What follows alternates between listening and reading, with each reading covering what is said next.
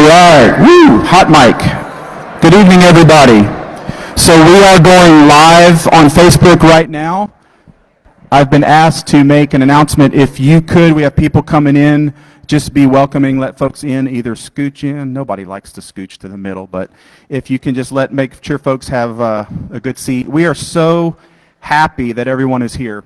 I have some prepared remarks to get us started. It's 7 o'clock, so we're just going to go ahead and kick this thing off. Is that okay with everybody? All right. So,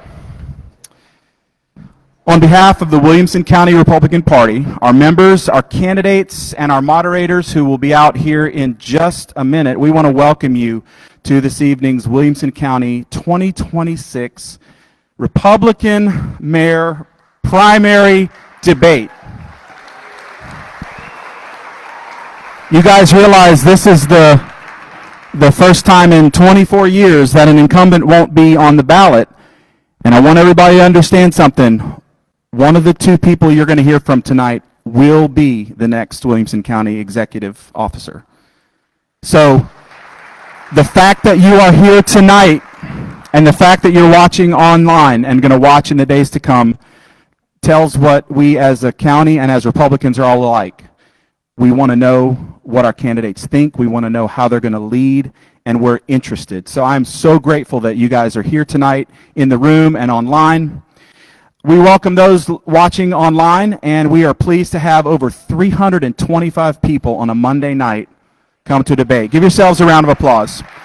Now, before I introduce our moderators and our candidates, Robert Grimes, our party chaplain, is here somewhere in the room, and he's going to come up and open us in a word of prayer.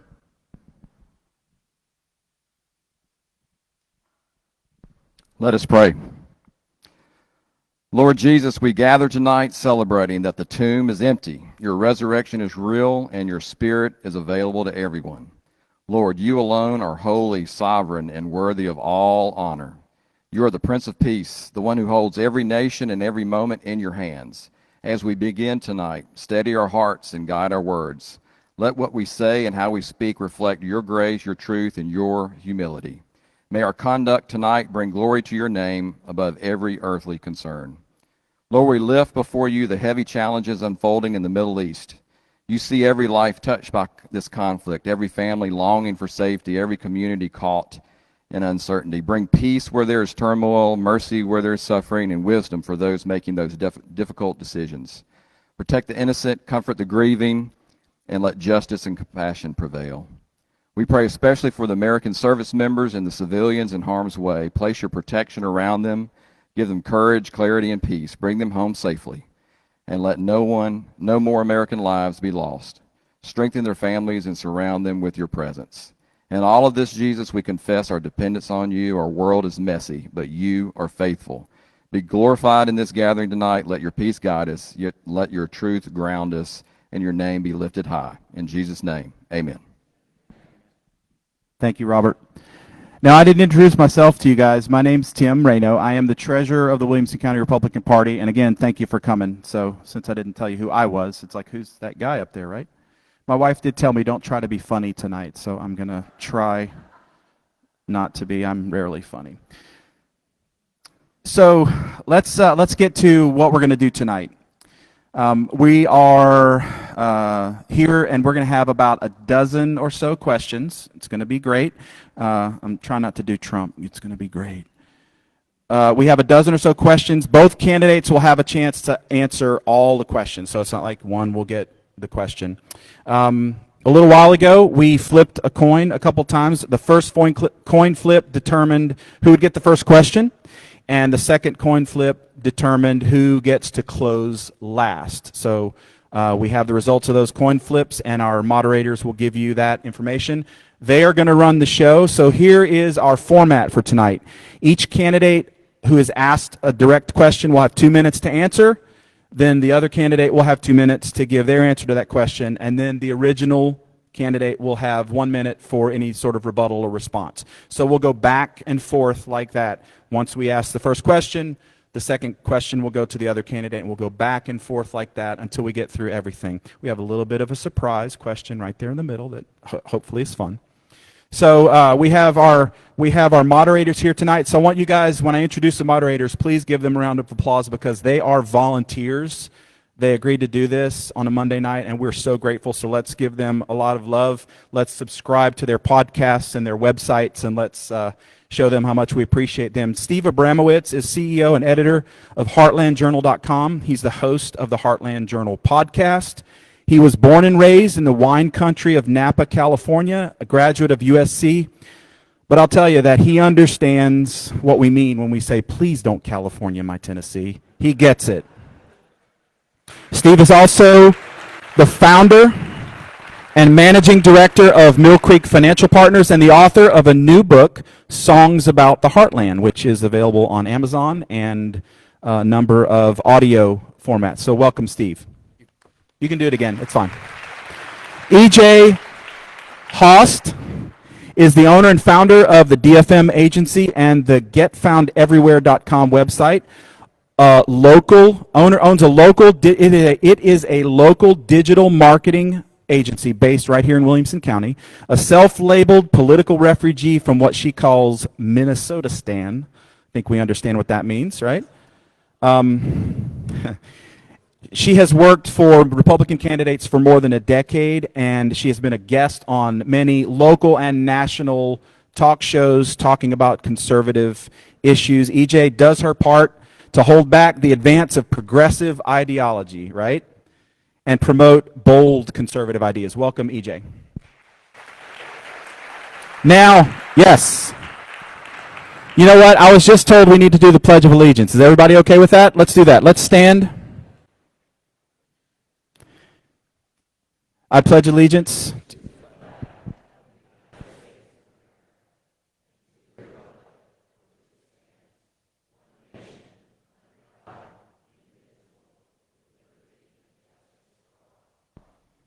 Good call. Good call. Thank you for that. Now, our guests of honor. Now I'm going to do this in alphabetical order, okay? So don't read into it. Mr. Andy Marshall is a native Tennessean and the founder and CEO of A. Marshall Hospitality, whose restaurants employ more than 550 people across just over 10 locations is what I read. One in Alabama, but that's okay. We're okay with that. Andy and his wife of 41 years make their home here in Williamson County in College Grove, and they are active in their church, and he's received a number of awards for both business and public service over the years here in Williamson County, serving on a long list of local boards and committees that are dedicated to making the community better. We welcome you, Mr. Marshall. Come on over here, sir.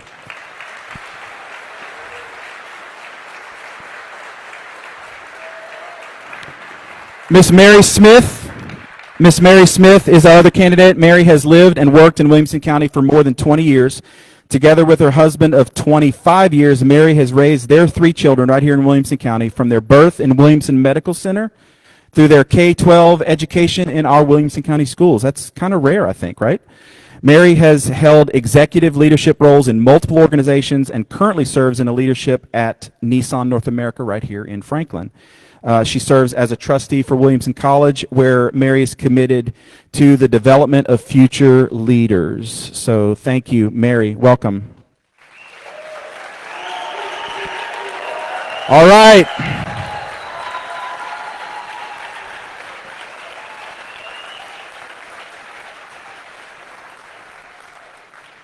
That's enough from me. I'm going to give them the stage, and I'm turning this show over to our moderators.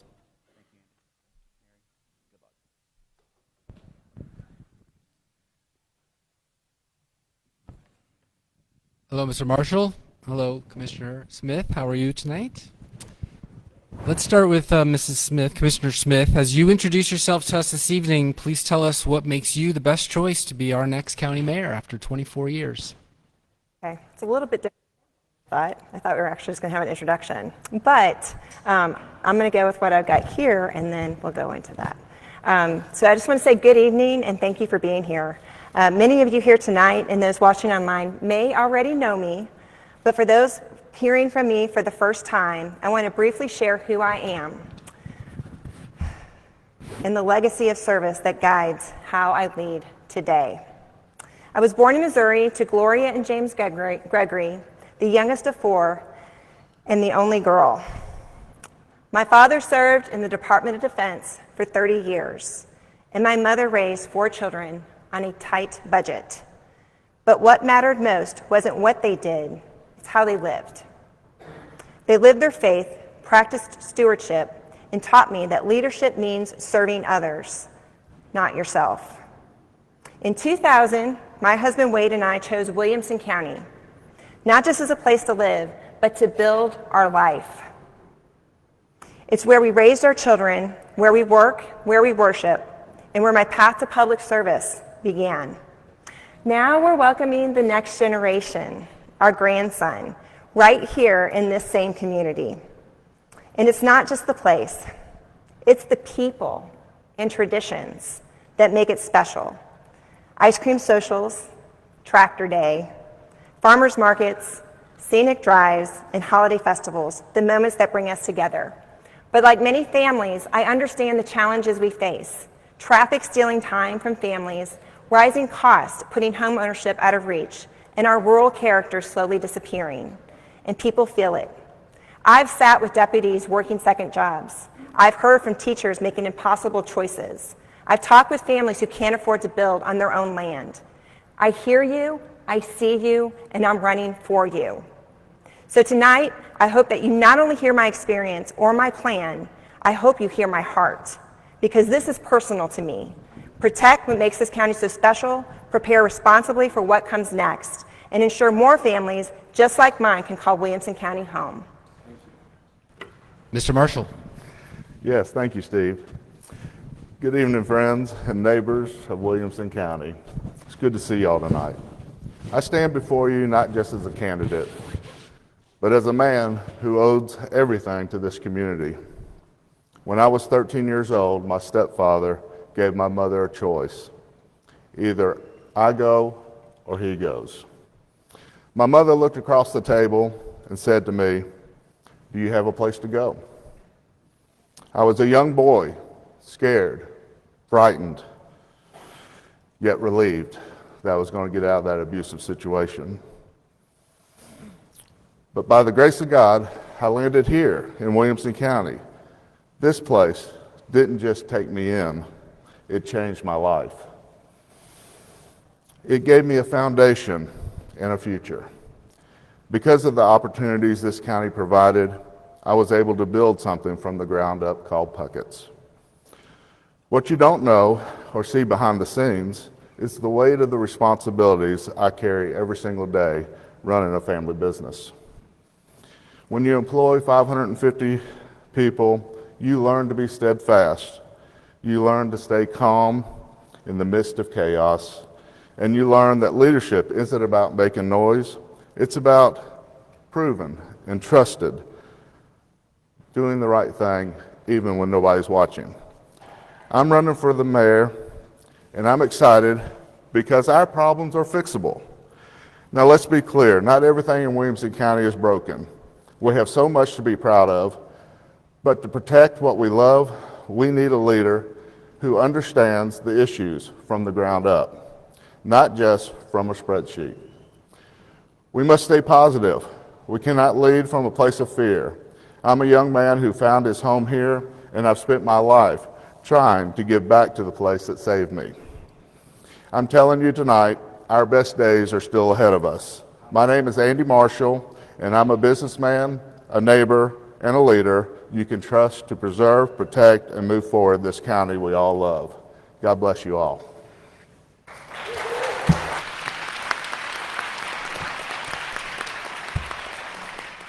Thank you both for your opening statements. As a matter of housekeeping, if I could ask everyone in the room to please silence your phones so we don't have interruptions. We want to make sure that the candidates are able to answer the questions without interruption. Thank you. So first, I'm going to start getting the first question is Mr. Marshall. Pretty easy one here. What are the top issues facing Williamson County which you would seek to address as mayor? Be as specific as possible, please. Yes, thank you for the question, EJ. I appreciate that. I think when you find and you walk around and you're talking to people in the community, the things that they talk most about to me is smart growth. They're concerned about our growth. They want to make sure that we're handling growth properly and that we have a path moving forward. Next is fiscal responsibility. They want to make sure that we're responsible when we handle the dollars of this county. And quality of life. It's important. It's what drives people here to Williamson County. It's what matters to us. It's what matters to them. It's the traffic. It's the schools. And it's our safety. It's very basic, but very important. And that's what we hear as we're walking around talking to our constituents. Commissioner Smith, same question, please. I would have to say that those are basically the top three issues too. I think the number one thing that I hear more than anything is the growth. It's the impact of the growth and what it's doing to our families. And you know, the fact that more and more people are spending time in their vehicle. It's just not right that a family has to schedule their entire schedule around what the traffic looks like. I mean, you miss a doctor's appointment, you have to reschedule it. And it wasn't always like that. I mean, I remember a time when I first moved here, the only time you got stuck in traffic was at the Cool Springs Mall Galleria at Christmas time. Then I moved out to the east side of the county, and I might have got stopped by a tractor or a horse. But that was great. You know, we love that part of our county, but that's not the case anymore. Now we're getting stuck in traffic behind vehicles, and it's taking away time from the people that we want to spend the most time with. The other issue really is our debt. You know, we're second highest in the state with our debt. People don't want to saddle that debt to the future generations. We don't want to leave that legacy to our children. So they want to come up with solutions on how do we actually start to lower that debt that doesn't raise our taxes. Too many people are feeling the squeeze from rising costs. Affordability is just not attainable in our county. We moved here to set down our roots so our children can move here next, and that's just not happening. So we got to do something about the affordability, the growth, and then our rural identity. Nobody wants to see the farmland disappear, and I've talked to farmers. I know how hard it is for them, the decisions they have to make between selling their land to a developer or not selling at all. Those aren't easy decisions for these people to make. And so I think that we've got to come up with better ideas, better ways to make sure that we're helping our rural areas stay rural so we can keep the characteristics of this county and everything that people move here for. Thank you. If the candidates could please keep an eye on this yellow piece of paper here, that'll give you a wrap-up time in your seconds. So let's go back to Commissioner Smith. Elaborate on the specific experiences you have had. Oh, is it has to go the way? Oh, my apologies. Yeah, so you mentioned the second highest debt in the state, but it's also the lowest debt per capita in the state. Debt is always going to be a concern, but we have a choice. We either raise your taxes, or we lean into the triple bond rating that we have, or we cut budgets. It's one or the other. We have to make a decision when we're running this county, what is the best for our citizens. Our capita allows us this freedom to lean into the triple bonds, and as long as we have that triple bond rating, we protect that at all risk. We've got that, we've got options. All right. Now, Commissioner Smith, please elaborate on the specific experience you've had that has prepared you to lead our county as its chief executive. Well, first of all, I would say that the last 4 years in the county commission have really opened my eyes to how county government works. I've been in leadership positions for most of my career. I've worked for Fortune 500 companies, and now I work for a global corporation. I've also owned small businesses. So I understand how small business works, I understand how global corporations work, and now I understand how county government works. And they are very different. There's a different set of stakeholders. You can't choose your customers. Everybody's your customer. It's not about profits, it's about policies. You got to make sure that you take care of everyone in this county. And there are complex departments that we work with. The public safety department, solid waste, believe it or not, actually can get pretty complicated. But I do think that having those 4 years in the county government has just given me the opportunity to reach out to the stakeholders that we have to serve. It's given me an opportunity to talk to residents, to talk to department heads, and to talk to people that we rely on every day to service our county. So I do think that between my private sector leadership experience, I also have an MBA in leadership and ethics. I've also, for the last year, have been taking County Chief Financial Officer classes through CTAS, which is an organization that helps with ongoing education. So I understand even better how our budgets are supposed to be managed and how we're supposed to govern. Governance is so important. Transparency is important. Accountability is important because everyone that sits in this room is our customer, and we got to make sure that we take care of every single need. Mr. Marshall, what has prepared you to be the chief executive of Williamson County? Thank you. My life has prepared me. I mean, from a very early age, life started preparing me to be a leader. I bought my first business at age 26. It was a grocery store. And that grocery store led into owning 4 grocery stores. And that led into the next opportunity, which was Puckett's. Puckett's really found me. I didn't find it. I went out there to rescue a little community that had this little grocery store, and I thought I could fix it up, clean it up, and maybe flip it. And then I fell in love with it. But I'm a CEO, I always have been. And when I was growing up, this job was called county executive. And a county executive is what this job is all about. You need a leader. You need somebody that you can rely on, that somebody that you can lean on, somebody that knows how to lead other people. You don't only lead people that work with you in these departments, but you also have to work with elected officials. You have to be able to manage both sides of it. I spent a lifetime of managing people, managing customers, and I've done a pretty good job of it. I've also served on many, many boards. I'm currently on 7 nonprofit boards right now. That type of leadership doesn't come from you asking to be on those boards. They ask for your leadership. And I'm offering that leadership now. I'm stepping away from my family business. I'm turning it over to my daughter, who's fully capable of running our family business. And I'm offering my services now in the next level of service, which will be your next county mayor, I hope. Thank you. Thank you. 1 minute rebuttal, please. I also do want to mention that I deal a lot with technology. And I think one of the big issues that we have in Williamson County is that we are behind when it comes to technology. We need to modernize. We need to use AI, whatever it is we can use to actually help us face some of these challenges. So I know how to use technology effectively, and I know how to use that to deliver results. I have managed award-winning teams. I have managed very complicated budgets, multi-million-dollar budgets, and complex challenges. I do want to address one other thing that my opponent had mentioned earlier, is that the debt per capita for Williamson County is not one of the lowest. Rutherford County's is actually quite a bit lower than ours, is actually half of ours. So I do want to make sure that we do understand that we do have one of the highest debts per capita in the state. Thank you. Thank you. Thank you. Moving right along, we're all ready to question 3. Mr. Marshall, for you. What is your plan to address Williamson County's infrastructure issues with rapid growth, problems with traffic congestion, as you both have mentioned, water shortages, school funding? How will you lead our commissioners to ensure that we keep pace in areas where major growth is taking place? Yeah, so infrastructure is a big issue, and it's one that we've got to get in front of. Right now, we're chasing infrastructure. We're working from behind.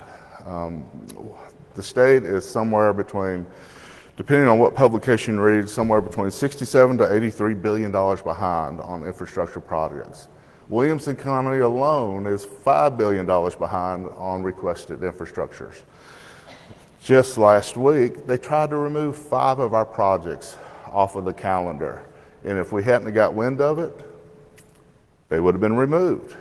So we need somebody with connections with the state, that has ears to the ground, that can also communicate effectively with our leaders at the state level.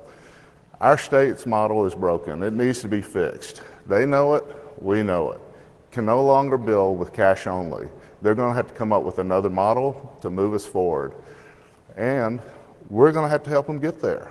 We're going to have to constantly remind them of our issues and our needs here locally. And we need somebody, when they call, they will actually pick up the phone. So let's work on that together. The schools, we're at a flat rate growth right now. So yes, there's some schools that probably need to be built when we look at our growth is moving towards middle school and the high school. So our school board is planning for that. We got to stay ahead of our planning, and we've got to encourage growth where the infrastructure is already in place. If we'll do that, then that gives us a chance to catch up and start for our planned growth in the future. That's my plan. Thank you. Commissioner Smith? Yes, thank you. So when my husband and I first moved here, there's only about 120,000 people in the county. And as I mentioned earlier, we had plenty of room for growth. I remember before Nissan came that QN was already actually in place. So there was a time when our infrastructure was ahead of our growth. And I'm not sure exactly when that got turned around, but that's not the case anymore.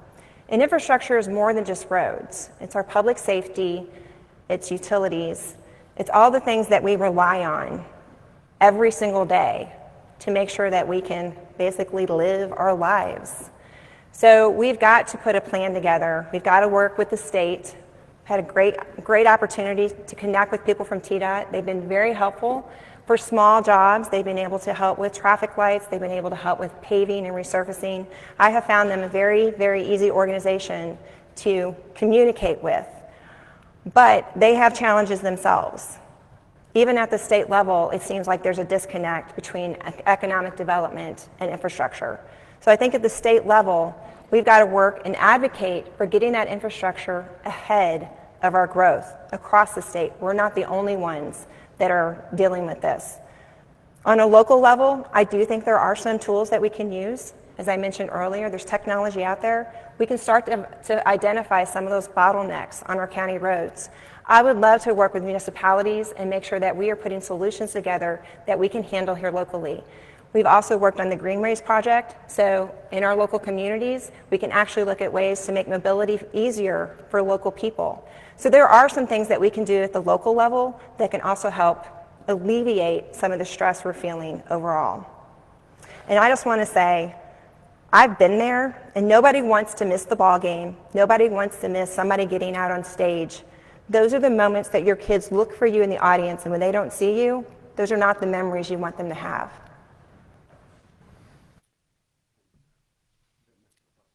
Would you like a rebuttal?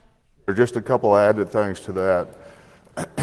The growth started really when pandemic came and people started flooding to our communities.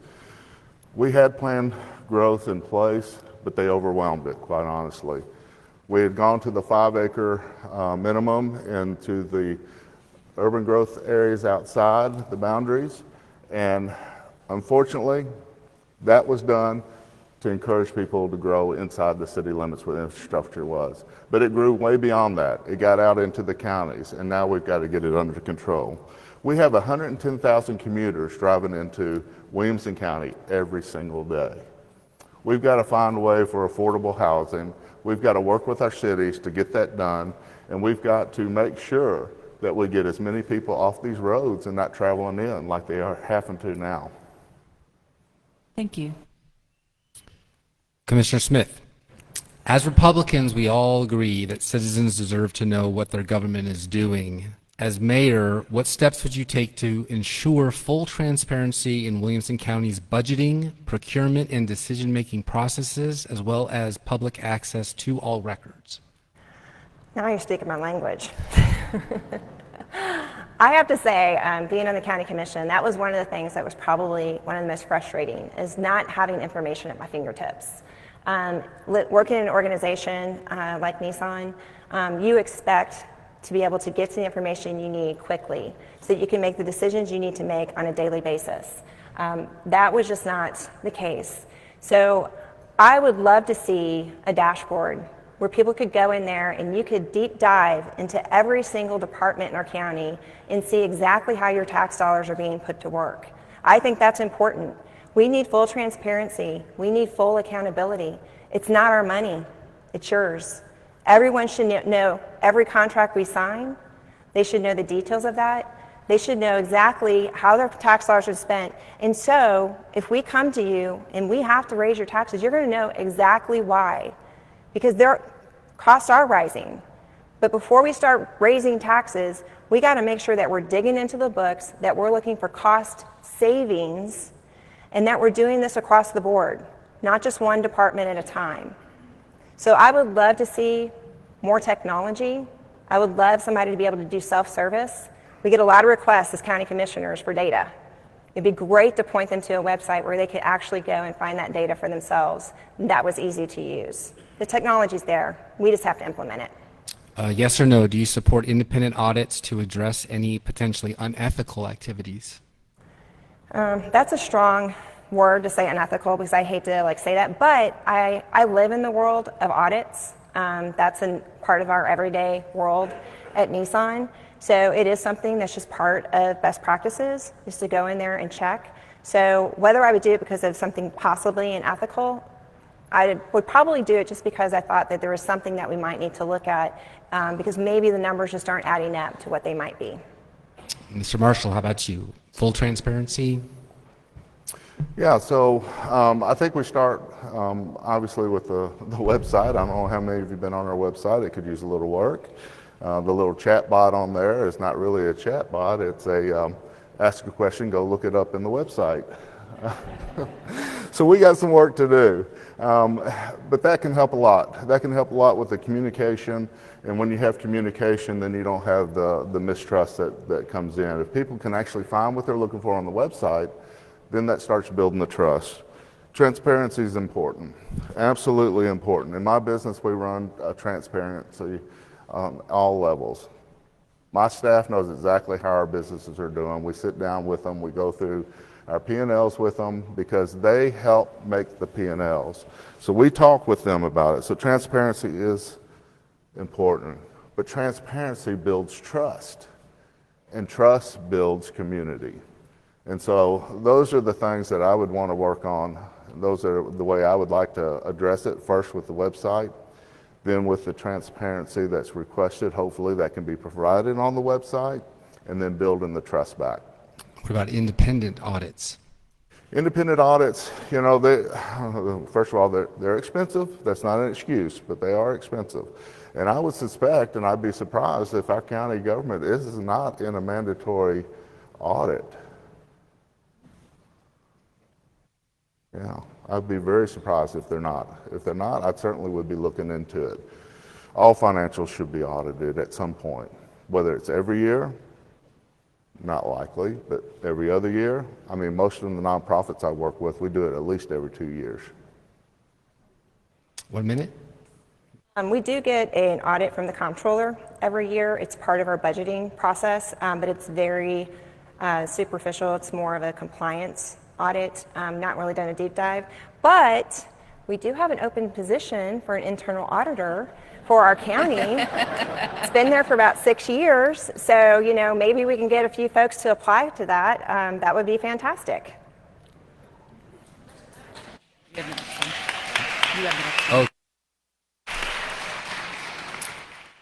Okay, still with me. Currently, Williamson County spends just over $100 million per year to service the current debt.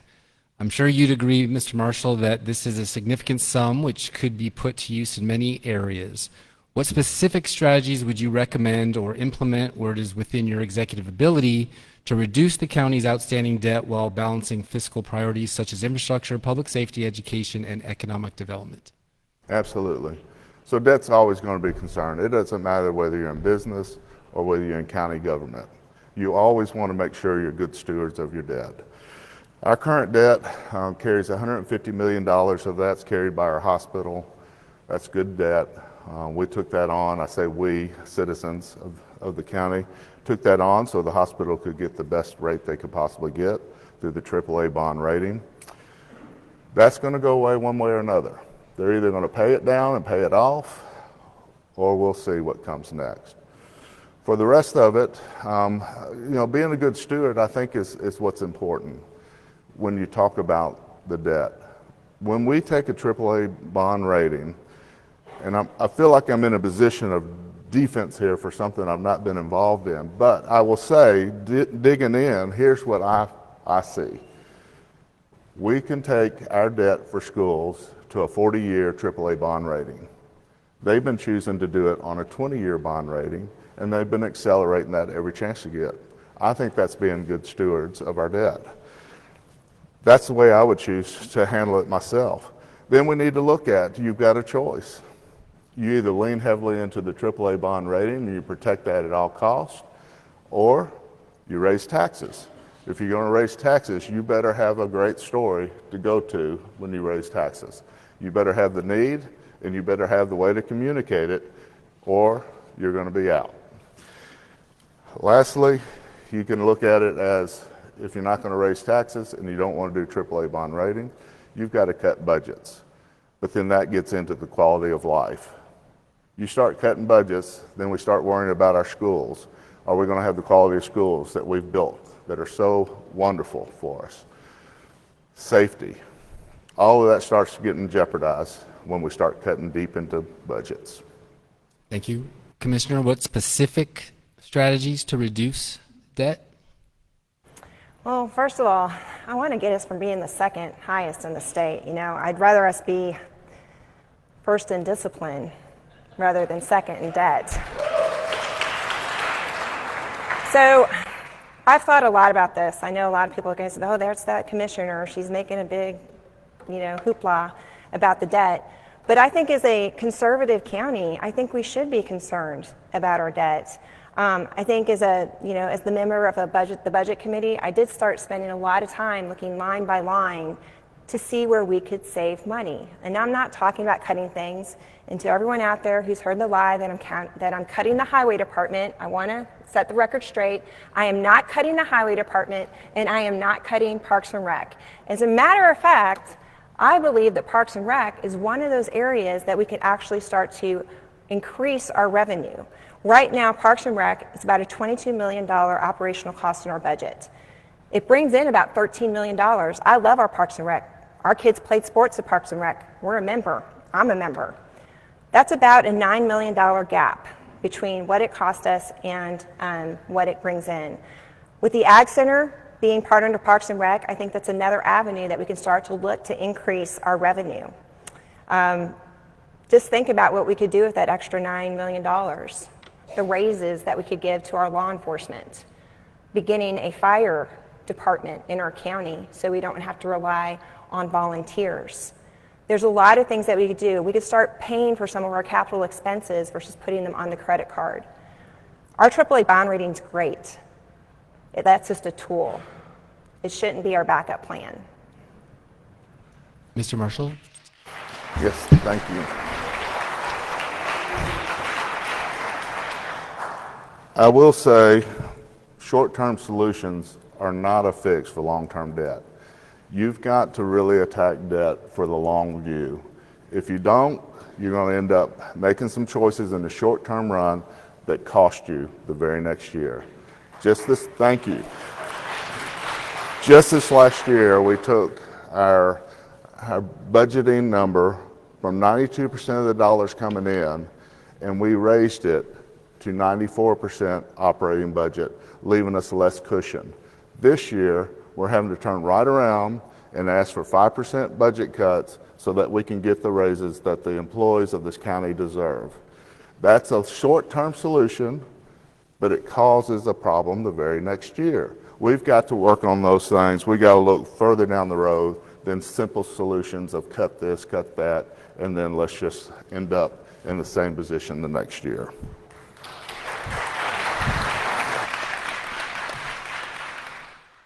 Okay, let's switch gears a little bit. I'm going to ask a multi-part question. This will go to Commissioner Smith first. What is your position on cities annexing county properties for large-scale development projects? In your view, what impacts do these annexations have on county finances and on residents who live outside those cities? And then finally, how would you address any resulting challenges for the county and its taxpayers? Okay, this is a great question because this just came up just recently. So what we're seeing is that growth is not paying for itself. If it was, we wouldn't have this greater amount of debt, and we'd have more revenue coming in because we have had a lot of growth. So I believe when you look at the annexation, when you look at any sort of growth that we have, that it's very imperative that we put a fiscal impact study together so we actually know what the cost of that growth is, so our constituents have transparency and there's accountability built into the process.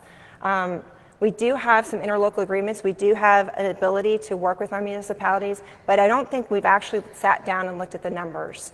When you look at what the expenses are per family of 4 in our county, it costs about $14,000 a year just to be able to provide the services to that one family. If you look at just their home, that one home is not going to bring in enough property tax revenue to pay for the services that we have to support. And that's given that we can't even pay our teachers enough and we can't pay our law enforcement enough right now. That is an issue. We've got to do better. We've got to figure out how to make the growth pay for itself. Do I think it's possible? Yes. But what we're doing right now is not working. The annexation is just putting a burden across everybody in the county, and to me, that's taxation without representation, and that should never be acceptable. But we do have to work together. We have to work together with municipalities. We have to make sure that we are being very transparent with actual cost of living in Williamson County. Thank you, Mr. Marshall. Yes, Would you like me to repeat, or you got it? I think I've got it. I've heard a lot about this over the last few weeks. So we have a comprehensive growth plan, and we've got to have the courage to stay within that comprehensive growth plan and stick to it. They spent 2 years working on this, cities and county together, planners and the government, all working together to get this comprehensive plan together. We haven't even had time for it to hit the ground and really start working to its benefit before we started trying to do an end around on it and send it up to the state and ask the state to fix our problems here in the county. I'm not for bigger government. Let me make that clear. I'm not for sending our problems up to the state and asking them to fix it. I'm a collaborator. I can pull people together and talk through these issues and make sure if that comprehensive plan needs some work, let's work on it. But for goodness sakes, let's not send it up to the state and ask them to get involved, which now becomes a bigger problem. Thank goodness the state saw through it. They voted 19-2 against and sent it back to us and told us to work on it.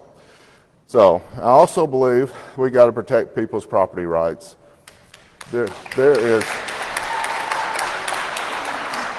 absolutely a red line.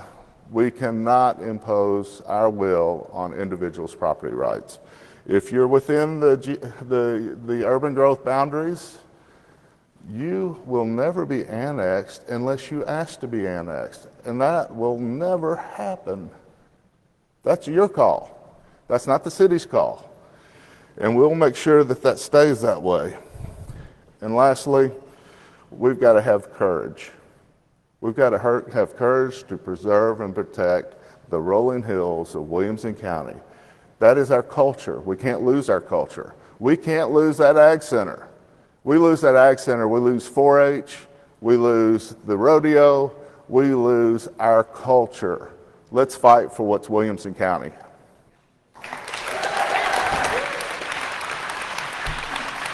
Commissioner Smith, do you have a 60-second rebuttal?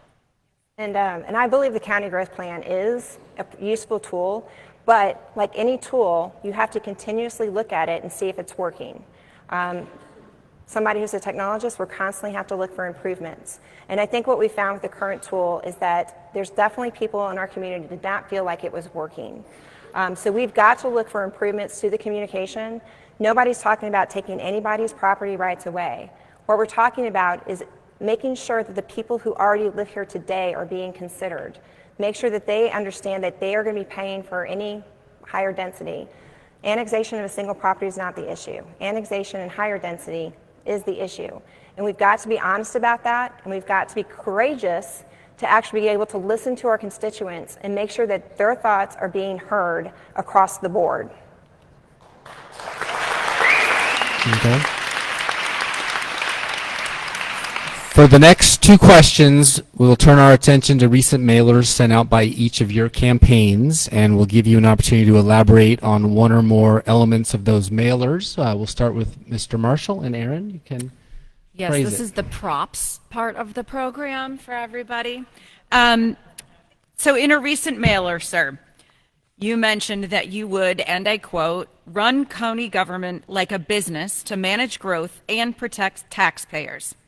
So in which areas do you believe the county can be run more like a business, specifically where it's not now?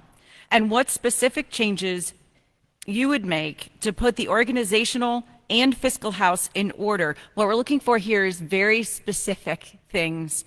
What do you believe the impact of those changes that you would make would be?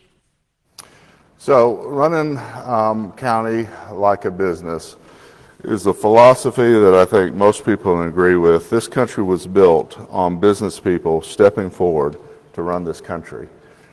We need the common sense of business and government.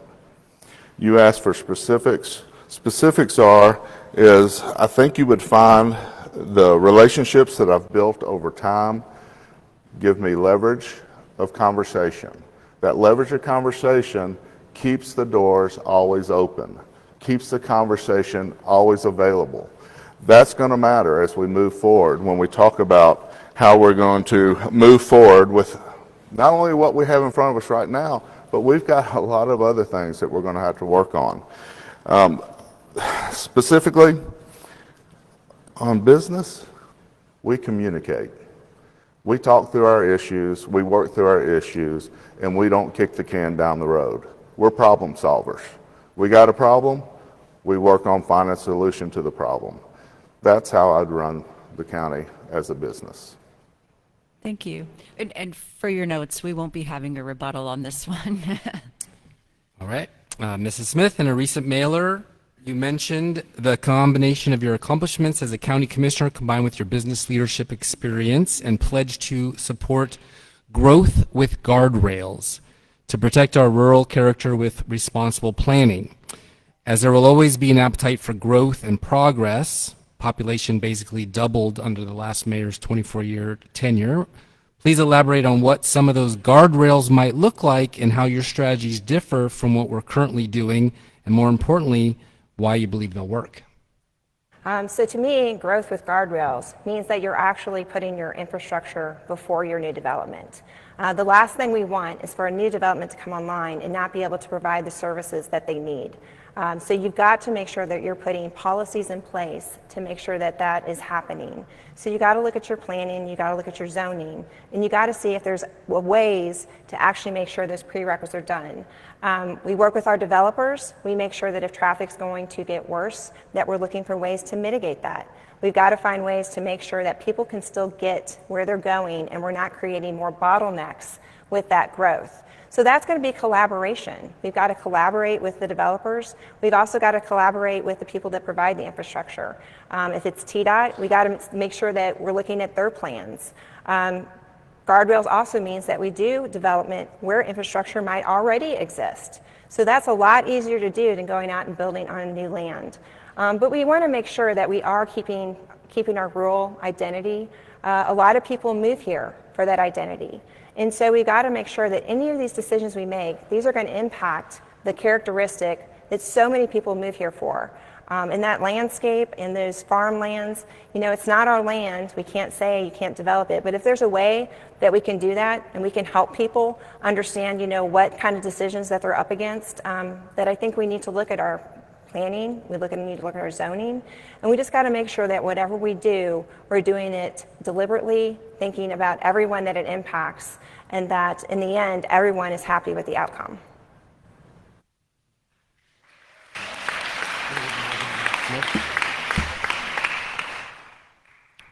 No rebuttals, so we'll move on to the next one. We will be moving on. Okay, so Commissioner Smith, I'm going to start with you for this one. This is a contentious issue, and it's something that has been talked about not only among people in Williamson County, but across the entire state, and we're getting, unfortunately, a lot of news around this, which isn't always friendly to Williamson County. What is your position on the potential sale of the Williamson County Medical Center? So looking for whether you want to do it or you don't want the sale. And then what is your vision for the future of the facility and, importantly, the financial impact to the county? Yes, we have gotten a lot of questions. I've gotten a lot of questions on what is going to happen with Williamson Health. It's been part of this community for 70 years. We have a private act that allowed us to put that hospital in place in 1957. I've listened to a lot of the stories. A lot of people talk about how they were born there and how they said goodbye to their parents in that very hospital. I've learned that many people actually leave donations in their wills to Williamson Health. So this has been a big part of the identity of this county. And with the potential sale coming up, I think we need to not rush. I think we need to make sure that we let everyone in our community have a say, that we hear what their thoughts are, what their concerns are. It's one of the largest employers we also have in this county. So we have to be concerned and we have to empathize and be compassionate about people who may be worrying whether or not they'll have a job. But ultimately, it's one of the largest financial transactions that this county may ever undergo. So we got to be really, really good stewards of the money that might come in if a sale were to happen, and make sure that money does go to the county commission. I do believe the bill that's gone through the General Assembly, I believe it passed the House last week, so it should go to the governor's desk. And with that bill, if the hospital board should request a sale and if the county commission should approve that sale, that money will go into a trust fund and the county commission will decide how that money gets spent. But overall, let's not rush this. This is a big decision. We need more transparency and we need to make sure that our citizens are being heard because this is a part of our community. So very, very quickly, because I'm not sure I heard you answer whether you are in favor of a sale or opposed. It depends. It depends on if this bill gets passed, and it depends what the hospital board comes back with, and it depends on all the information that's presented to us and any other options that were actually pursued. Mr. Marshall? What is your position on the potential sale of the Williamson County Medical Center, and what is your vision for the future of that facility, including your fiscal vision for that? Yeah. So my opponent has a lot of good points in here. It is an emotional decision. A lot of folks in this county have put their heart and soul into making sure we have the best, low-cost, high-quality health care anywhere. And that's what we're running here in Williamson County. My wife, when they moved over to the new facility, she was in the PR department there. So it means a lot to us too as a family. Listen, we have to be good stewards of our assets. Absolutely. They have a board, and that board is meeting and talking about what their position would be. The county has also hired a consultant. That consultant is trying to find out what the value of the hospital is. You can't decide what you'd sell if you don't know the value. So both of those things are working simultaneously. I think what's really important here is that we know that all this is done quietly, so there's no interruption in that process, and then it will become public, and then that's when the conversations will start, and we'll start talking about it. It will be potentially the biggest sale ever in this county, so it has to be handled with care. The other aspect of that is when we're looking at the sale of the hospital, you got to consider also that the certificate of use is going to go away. When that certificate of use goes away, we will be competing with other hospitals. Vanderbilt owns property in Williamson County. Ascension owns property in Williamson County. So does HCA TriStar. They all own properties here. That doesn't mean we can't compete.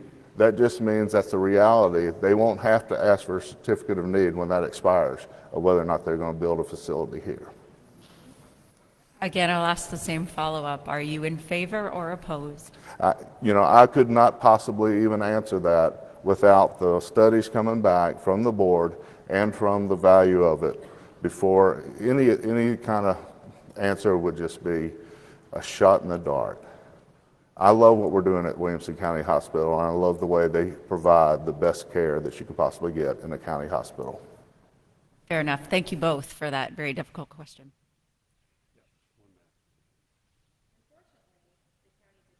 Consultant. That motion was tabled, and we've been trying in the last couple meetings to get our own consultant. We do have an attorney who does represent the county's interests, and is costing the county taxpayers close to $1 million, and we didn't actually ask for it. But when it comes to transparency, again, as my opponent pointed out earlier, transparency leads to trust. And so we need to make sure that this is a transparent process. Williamson County means a lot to my family too. My daughter, who's sitting here, she was born there along with my other 2 children. Of course, I always got the remodel room and never actually got one of the nice birthing suites. But you know what? My kids are great, so we love the hospital. All right. Excuse me. Based on, this is for Mr. Marshall, I guess we'll start with. Is that fair? Okay. Based on any specific study you may have done on county budgets, past and current, please tell us what new or revised priorities you would present to the commission on day 1 of your new term as mayor. I don't know about day 1, but obviously I think we both think that we need some upgrades in our website, some technology input. We are making strides in that already. I have visited the complex, and I've been through the guys that are working there in that department, and they're working mostly on cybersecurity and making sure that things that we're not at risk, which is extremely important.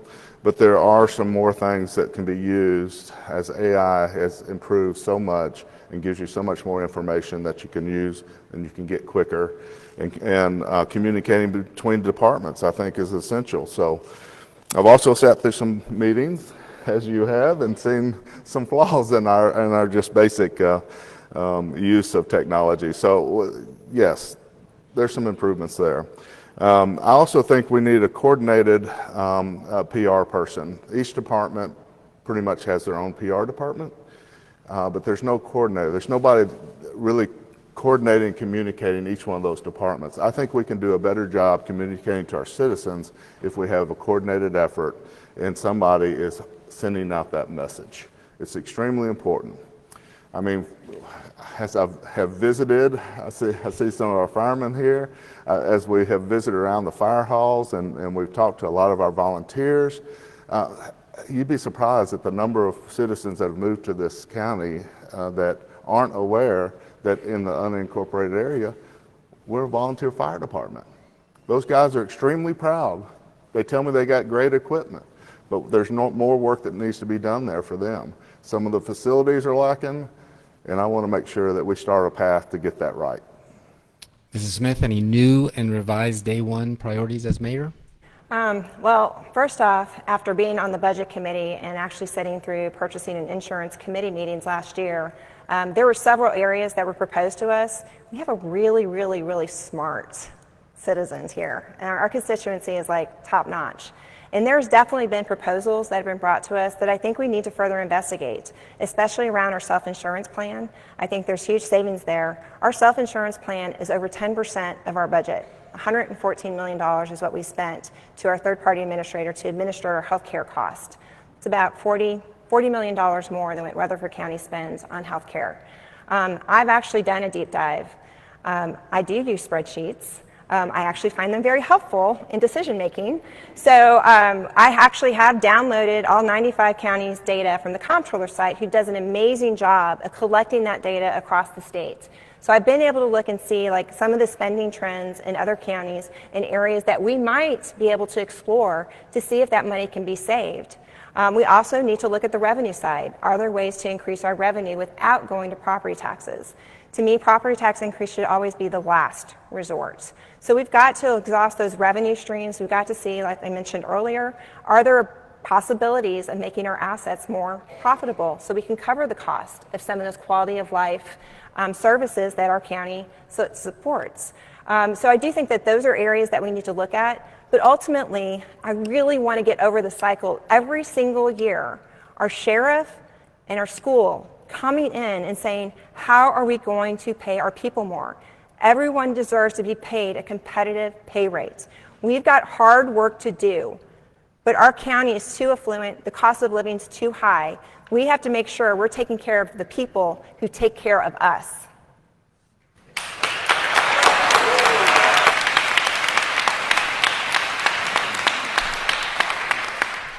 Mr. Smith. I totally agree. It's one of the most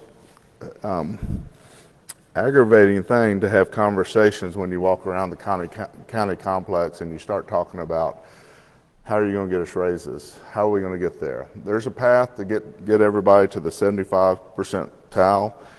I'm glad that there's that path, but we need to do better. We have to do better for the folks that are running this county. It matters. It absolutely matters. I also think part of our solutions can be private partnership too. When we look at the fire departments, a coordinated effort to educate citizens that we're run by a volunteer fire department, I guarantee we can raise them some money and we can get them some help immediately while we're still waiting for room in our budgets. Thank you. Back to you, Commissioner Smith. We've touched on this a little bit, but if you could be real specific with this question. On the subject of large-scale urban and commercial development, please elaborate on your position regarding the speed and scale of such growth. Specifically, how would you, in your leadership capacity, work to protect natural resources, rural character, and long-term quality of life for citizens? Specifically, how, rather than a we should and we need to. Okay. Well, I've had the fortune of actually sitting on an advisory board for the last year for the Arrington Special Area Plan. And so we're going through this process right now. Of course, it's just a small area out on the east side of the county. But when you actually see and walk through this process, there's all sorts of steps along the way that you actually have to make sure that you're bringing in public comment, you're talking to the citizens, you're having these public meetings to make sure that when you put these design elements together, when you put your planning and zoning requirements together, that everyone feels like they have a voice. The rural area is so important. Right now we're just discussing, like, do we do 2-story, do we 3-story buildings in our rural area? And that's a big discussion point because you do want to make sure that you are maintaining the identity. I think our Convention and Visitors Bureau has done an amazing job of branding our county and all the different areas of our county to see they're very different. Franklin's different from Brentwood. Nolensville is different from College Grove. So all these areas have their own identity, and I think it's really important that we actually start to make sure that our planning and zoning matches up with that identity and that we don't lose that. So it really comes down to your planning department and putting those plans together and making sure that people can have a voice in that. And I think our planning department's done an amazing job in trying to listen to the community and making sure that what we do actually makes sense. Thank you. Mr. Marshall. So I think it's important to point out that development and preservation should work together. They shouldn't be at odds. If they're at odds, we're not getting things done the way we want them done. That's when we end up with bad projects. We've got to work with developers that are willing to listen and talk about the rural beauty of this county, that realize it. Now, we have a plan in place, right? That plan can be worked on. 5 acres was a start on it. A lot of developers don't like it. They think that the 5 acres is going to stranglehold, but it was put in place to slow down the rural growth. If we hold on to that long enough, where we can get infrastructure in place and do some pocket plannings in our future, that's where I see that we're eventually going to get to. Because you can't just have a blanket plan. You have to have a plan that makes sense for each area that wants it. As she just stated, each community is a little different. Brentwood wants the 1 acres. Fairview wants tax dollars. Nolensville wants tax dollars. They're looking for solutions through growth. We've got to work with them. We've got to talk to them about how they can best achieve their goals while we're trying to achieve our overall goals for the beauty of this county. But we've got to work with developers that want to work with us, that see our vision. They can't just come in and make a plan and look all good on paper and then it not happen. It has to be bonded so that if they say they're going to do something, it gets done. And good developers don't mind doing that. And there's all kinds of tools There's the IDDs can be used with guardrails. There's bonds. There's all kinds of things that developers have tools that they can use to help us get there. Do you have a rebuttal?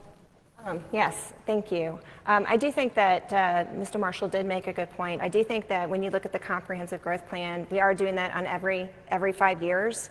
And I think one of the things we do have to look at is we have to look at some of the current zonings, especially with the conservation subdivisions and where they're able to be located at. We've run into some issues recently that we have to make sure that we are not disturbing cemeteries, that we're not disturbing historical areas. I think what we've seen is we've seen a lot of corporate developers come in that do not understand what our heritage is. They do not understand how important this land is to our identity. So we got to be able to push back and say, listen, you can't just come in and just bulldoze all of our trees. We're seeing the impact of that. I'd like to see our local developers, have more of a say in it. I'd much rather see our local developers who understand our development, understand our terrain, understand our topography, have them have the ability. But right now, the land's being bought up so quickly, they don't even have a chance to actually bid on it. So that's something we got to deal with. Thank you both. Mrs. Smith, 17 consecutive years we've had a AAA rating. For 17 of those years, rates have been lower than they are today, on average. Our friends in New York City are now on negative watch for their excessive debt. Ours is at about 1.6 billion, if I'm not mistaken, 1.4, something like that. Add in the interest, and it's going to compound pretty fast. It's long been a priority of the County Commission to maintain our AAA bond rating. We've been talking about it all night. And perhaps both of you agree that that is worthy of a priority. There are several Tennessee counties that maintain this rating while carrying little to no debt. So aside from favorable interest rates on current debt, please explain why such a rating is so important if indeed the goal is to reduce or eliminate it. I would say the AAA bond rating is great. I think that's great that if we need to borrow money, we can borrow it on a low interest rate. But part of that AAA bond rating is based on the value of our homes. So it doesn't make me feel really good. It says you can keep the AAA bond rating because you have the ability to tax people more. I don't want to tax people on their property. Your property is not an ATM machine. So we got to actually think about how do we start to pay that debt down. We want to make sure we keep that bond rating. We want to make sure we keep a healthy fund balance so we have money in there to pay for our expenses in case a disaster were to happen. But there's a lot of factors that go into that bond rating, and I definitely think it's worth keeping. We do not want to lose that bond rating. It's the last thing we want to do. So we have to be very, very careful that any decisions we make do not impact our ability to borrow money at a very low rate. Mr. Marshall, what specific fiscal or budgetary requirements exist as a result of that priority? Because if the debt increases too much, we will lose the rating also. Yeah, so AAA bond rating is based off our ability to pay, and we can't cross that threshold. And trust me, they'll let us know. They'll let us know if we're even getting close to that threshold because we don't want to threaten that. So when we look at AAA bond rating, it's a tool. It's absolutely a tool, but it's a tool that has to be used properly. It can't just be used for just any and everything anytime we need it, or you will lose it. So you have to pick your shots. You got to make sure you're doing it properly. And when the interest rates are down, that's when you work on refinancing some of those older debts that may be at a higher rate. And I think we just recently did that to reduce some of our debt and our debt load. And I think that's smart. That's being a good steward. It's all about being a good steward, though. These things are tools, and you can't misuse the tools. If you misuse the tools, you lose them. So our ability to pay is there. The other aspect that most people aren't aware of is that all of the assets that we buy with those AAA bond ratings don't end up on a balance sheet like they do for me as a business. They fall off that balance sheet, and they're over on a hidden page there. But that also adds into our ability to pay is those assets that are sitting on there that we bought over those 19 years of building schools. And you say they'll let us know, like in my example of New York City, if they were to let us know, are you in favor of a property tax increase as part of the strategy to maintain the rating at all costs as long as a balanced budget was achieved? I'm about as conservative as they come, and so tax rate increase would be my last choice, but it certainly would have to be on the table because we can't lose that AAA bond rating. Mrs. Smith, how do you feel about a property tax increase if we had to balance a budget? I think there's a lot of options that we need to look at before we get to a property tax increase. That's not really helping with the affordability, and I'm really tired of hearing from families who say they feel like they're getting pushed out, and especially our county employees. You have people that have lived here their entire lives, and they feel like the county doesn't want them anymore. They were born here. So I think we've got to avoid property tax increase. There's other things we can look at. Like I said, we can look at increasing revenue. We can also look at surplus. We're building a new courthouse. Don't know what we're going to do with the existing one, but that might be an option too. So, there's all kinds of options. You have to explore everything, and I think that all options should be on the table, especially the ones that do not impact taxpayers.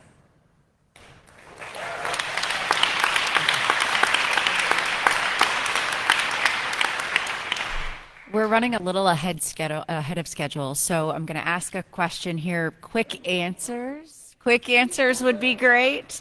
But this kind of piggybacks on this conversation. So there's been a lot of talk about smart cities. You both have mentioned technology quite a bit, walkability, affordable housing, and I put that in air quotes, in Williamson County. In many cases, this conversation is coming from special interests that are actually outside of our county. And they're pushing some of these strategies on our commissioners, both at the city level in Franklin, Nolensville, et cetera. And then, of course, it's coming to the county level as well. So these initiatives, they involve large-scale surveillance technology, advanced city-style transit plans, huge budgets. Where do you stand on the smart city philosophy for any city in Williamson County? So smart city for me is getting connectivity of our trails. It's getting people out of their cars where they can walk to their parks. That's a smart city to me. We've got so much work to be done in this county, and we've got a comprehensive 300 miles of county connectivity that just got planned. It's a 10-year plan, but we worked with the cities, and the cities told us where their trailheads could come to, and then we're going to work trails to connect to them. I think that's quality of life, and it's smart. Now, we have some developers in this community right now that leave our community and work on some of those projects that you're talking about because people have been open to the idea, particularly in the affordable housing projects. They look at those and they look at best practices and they go and learn, and then they find out when they can't do it here, they take their talents and do them somewhere else. I met with some of them just about 10 days ago. I met with some of those folks talking about how can it be done in Williamson County. It absolutely can be done. It just takes somebody willing to work on it and putting a focus on it, and we're going to have to have cooperation of our cities to get it done. But it can happen, and we've got some small pockets of it happening. I don't want to pretend like it's not happening at all. We got some small pockets of it happening, but we can do it on a little larger scale with some planned activities together. Thank you. Commissioner Smith. Smart cities, boy, those you got to be careful not to let the fox in the hen house for sure. So you want to be careful. I mean, I think having tight-knit communities is a good thing. I think it's good when you know your neighbors. I think I've spent a lot of time in West Haven recently, and it's a wonderful community. But you have to watch what you're doing. Personally, I'm a country girl. I like my space. I like to be out in the country, but I do enjoy going to these smaller collections. But you've got to be very careful. You've got to be on guard because they can mask things as a good idea and you don't know it, but before you can see what's happened, you've got surveillance everywhere, and then you've got control. And we don't want that to happen. We are a free state. We love our freedom here. We love to be able to choose if we want to live close to our neighbor, if we want to live far away from our neighbor. And that needs to always be preserved, our ability to choose where we live and not live in fear of being watched or having our services shut down or anything like that. So I do know that there are smart cities out there, but to me, I don't think that there's a place for them really in Williamson County. But I do think that there's a place for community, and I do think there's a place for connectivity. And I do think that there's areas in our county that is happening, and they're lovely and they're beautiful. Just not my cup of tea.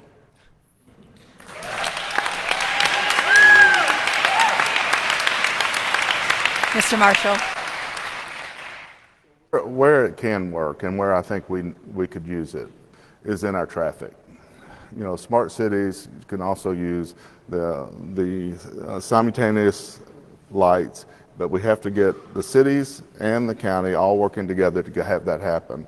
Where when traffic is moving in one direction, keep it moving as quickly as possible through that direction, so that every time somebody pulls up to a red light, it doesn't change the flow of the traffic. Sometimes you need to build 3 or 4 cars up before you change the light so that traffic can keep moving. So I think there is a place for it to happen. It certainly won't, for me, surveillance and things like that, I'm not in favor of. But if we could use it in transportation and moving our residents around more quickly, I think that would be a good solution to use smart city stuff. Thank you. Yeah. Mr. Okay. Marshall? Oh, go ahead.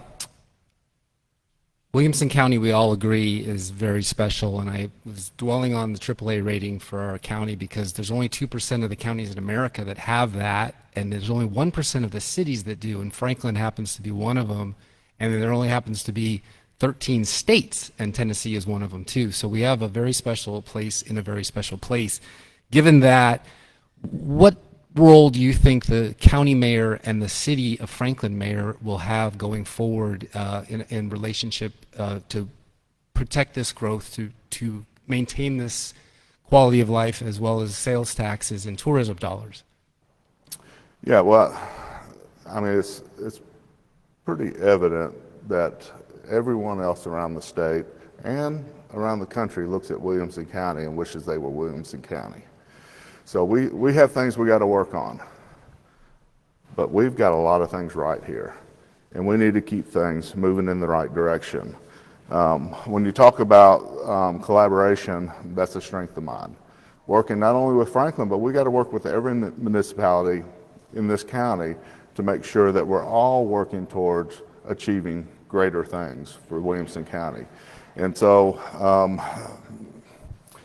being endorsed by the governor of this state, being endorsed by the county mayor, and being endorsed by every city municipality mayor is a signal to me that they want to cooperate and they want to work with somebody to get things moving forward together. And I look forward to working with them. Mrs. Smith, how will you deal with the city of Franklin in your mayorship? Well, I mean, the city of Franklin is a big tourist area. I think that a lot of the tourism dollars, they come in there. And so, you know, it used to be when I went to Dickens Over Christmas and Pumpkin Fest, I knew people.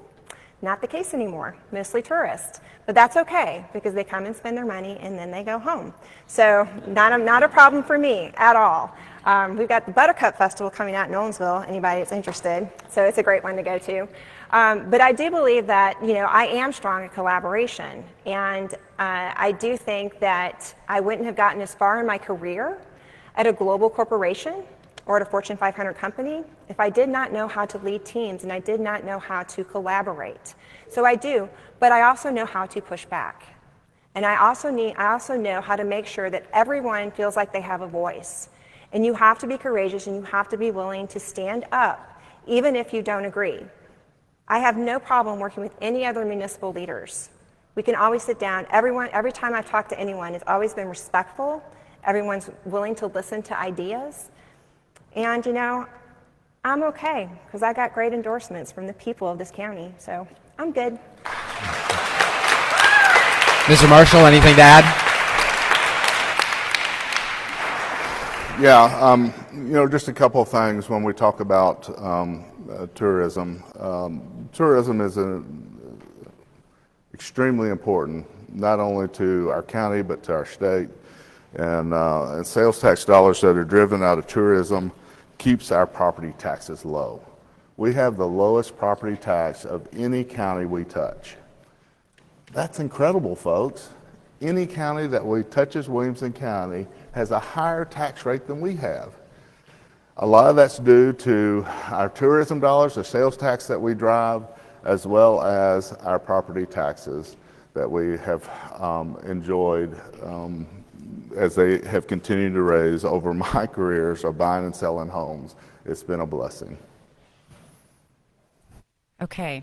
I know it's been over an hour. You've been standing there all this time. I promise you, this is the last question.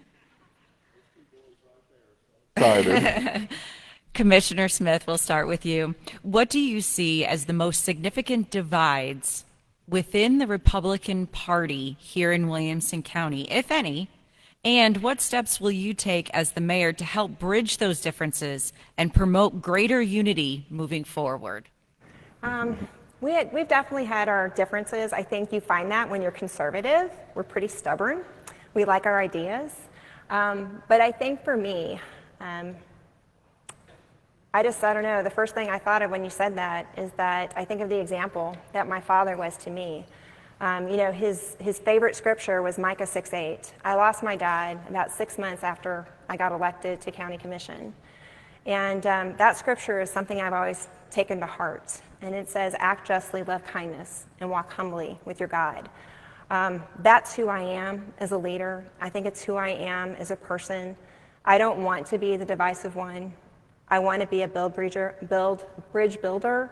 I think that's actually the qualities that I have. I learned it from my mother and father, and those are the qualities that I want to pass down to my children. And I think that that's how you start to bridge the divide, by just being kind and listening to people, and just humble yourself. We don't all have to be right, except if you're Republican. Mr. Marshall, what can you do to help bridge the divide, if you find there is one, within the Republican Party of Williamson County? Yeah, there certainly has felt like there was. I mean, I was on the outside looking in, so coming into this race, I was made pretty aware pretty quickly that there is some sense of that divide still hanging around, but everything is fixable. I mean, it just takes leadership. It takes people willing to sit down and talk and work together to fix any kind of issues that you have. The Republican Party, sometimes we are a product of our own success. We see it up at the state level, and we can see it here in the county level. But we should never lose sight that we're all about the same thing. We want to run a conservative county and a conservative state. And as long as we work together to do that, our little petty differences, they'll go away because they won't matter as long as we look for the long haul. And I think that's the most important part of it. Okay, that concludes the question and answer portion. She gets a rebuttal. Steve, Didn't mean to come rush you. on. I just want to say, as somebody who's been actively involved in the Republican Party for the last 4 years, that yes, there have been some trying times, but overall, I feel like the Republican Party has done a great job. We've seen our differences, but it has grown, and more people feel like they're part of the group. And I think that is a good sign. For so long, there were people that felt like they were on the outside looking in. And over the last 4 years, we've seen more and more people come in. So maybe that's some of the conflicts. You just have more ideas coming in. But we just have to remember, we're all on the same team. At the end of the day, we have to be united in our cause. Okay, take two. That concludes the question and answer portion of our program tonight. But first, before I get into closing remarks, I want to thank you both for coming out here, and thank all of you for coming out on a Monday night in the middle of a beautiful spring day.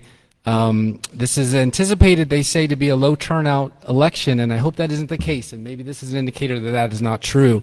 We need engagement if we're going to have the future different than it has been in the past. So, as you summarize your message, we flipped a coin, and Mr. Marshall gets the final, or the last word. So, Mrs. Smith, to you, as you summarize your message to voters tonight, please share your vision for the future of Williamson County. So thank you to the Williamson County Republican Party for hosting tonight, and to everyone who showed up to be part of this process, because this election matters. For the first time in 24 years, Williamson County will elect a new mayor, and we have a choice about who is truly prepared to lead on day one, because we can't afford on-the-job training. Over the past 4 years, I've served as your District 5 County Commissioner and haven't just held the title, I've done the work. I've sat through dozens of county commission and committee meetings, even when I wasn't required to be there. I spent countless hours on calls, emails, and face-to-face with residents at kitchen tables, coffee shops, and neighborhoods across this county.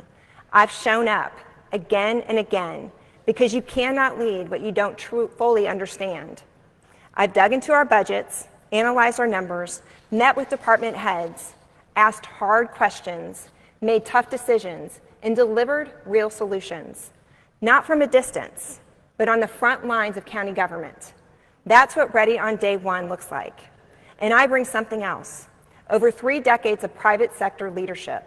I understand both the opportunities and risks of technology because I work with it every day. I've led award-winning teams, managed multi-million-dollar budgets, navigated complex challenges, and delivered results where decisions carry real consequences. And that combination, public service and real-world leadership, is exactly what this moment requires. I do want to acknowledge Mr. Marshall for running. Thank you. Because serving your community this way is not easy. And let's be honest, politics today can get personal, campaigns can get emotional, and sometimes truth gets lost in the noise. If we're not careful, it becomes about things that don't serve the people we represent. But elections should never be about power, politics, or popularity, and never about money or special interest. They should be about you, your family, your future, and the kind of community we leave to the next generation. That's why I'm running. Not for a title, not for recognition, but to serve and to protect what makes Williamson County so special. My guiding principles are simple: the Bible and the Constitution, because I believe the second was inspired by the first. So tonight, I'll leave you with this. When you walk into that voting booth, ask yourself, who has shown up, who has done the work, and who is ready on day one to lead? Because this moment isn't about politics. It's about people. It's about protecting what we love and securing what comes next. I believe I am that leader, and if you do too, bring your family, bring your friends, bring your neighbors, and vote Smith on the 5th.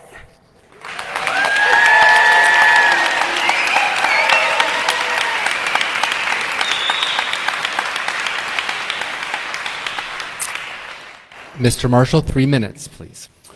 Well, first, thank you, Steve, EJ. Thank you for moderating. And I'd like to thank my wife and my grandsons and my daughter and son-in-law here for coming and supporting me, as well as so many of you others. As we close, I want to thank you for being here tonight. You've heard a lot of talk about key issues facing Williamson County, and I'm sure you realize this, but this year's election is maybe the most important election we've had in several decades. And you're a huge reason I decided to step away, pass our family business on, and run to become your next Williamson County mayor. I'm running for mayor because I'm excited. Williamson County doesn't need reinventing. It needs calm, steady leadership that is proven problem solver, that can work hand in hand with our city mayors and our county commissioners to the benefit of all citizens. I'm a proven and trusted leader that doesn't rattle easy. And I've spent my life building businesses where everyone has a seat. And as your mayor, I will bring a business leader's skill set and connections to the table to make our home even better for our children and our grandchildren, because our problems are fixable. They say you can tell a lot about a person by the company they keep. Tonight, looking out into this room, I see a community that literally saved my life at age 13. I didn't have a home. Williamson County gave me that. It gave me a place to build businesses, raise my children, and provide a paycheck for 550 associates. I'm not a career politician. I'm a man who spent his life making sure the doors stay open, the lights stay on, and the people I'm responsible for are taken care of. There's been a lot of talk about numbers tonight, but those numbers represent the 19 schools that were built to give our kids a world-class education. They represent infrastructure that keeps our economy moving. I'm for physical discipline, but I'm also for smart progress. We cannot afford to freeze and let our quality of life slip away. My plan is simple: keep our taxes low, keep our standards high, and make sure that our growth we see today doesn't price out the very people who call this county home. My name is Andy Marshall. I'm your neighbor. I'm a businessman, but most of all, I'm a man of faith that is deeply grateful that I found my home here. I'm asking for your vote, and I'm asking for your trust so that together we can build a future that belongs to all of us. Thank you, and God bless Williamson County.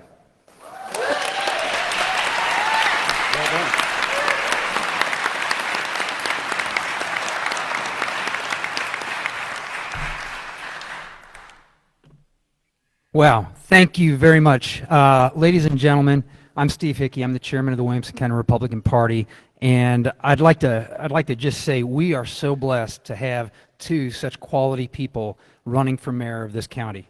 We are truly blessed. Thank you, Andy. Thank you, Mary, for running. Can we get another round of applause for them?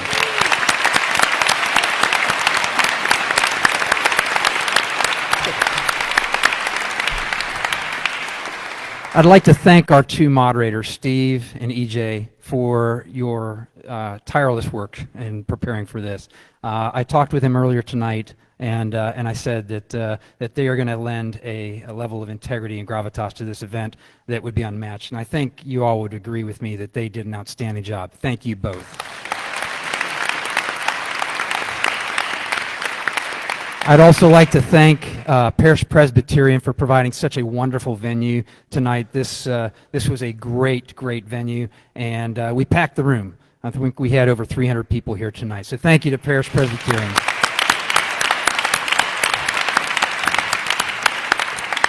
Thank you to our audiovisual team in back. Thank you very much for live streaming this event, and this event will be available on our YouTube channel later on this week. So please make sure you share this with your family and friends so that they understand who they might be voting for. I'd also like to thank my board who put this incredible event together. The only people I say in Williamson County who work harder than our elected officials are the people that work in the Republican Party, because it is an unpaid position and they work really long hours. So if you are a board member, would you please stand and be recognized? Thank you.